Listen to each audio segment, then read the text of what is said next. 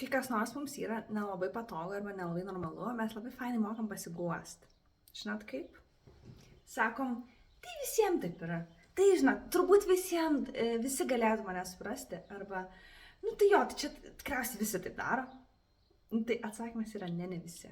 Kai sakai, nu tai čia turbūt visiems taip, ką tu iš tikrųjų sakai.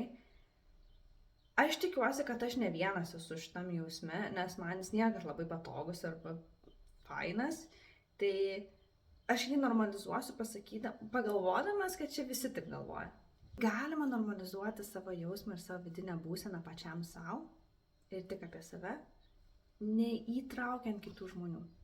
Tai reiškia, kad man yra normalu, kad aš taip jaučiuosi ir man nebūtina pritraukti, kad ir kiti taip jaučiasi. Aš galiu taip jaustis net, jeigu aš taip jaučiuosi vienas. Tikriausiai nesi vienas, labai nedaug dalykų yra, kur tik tai tau vienam arba visiems.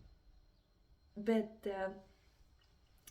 reikia to vidinio savęs normalizavimo tam, kad nereikėtų dengtis visais.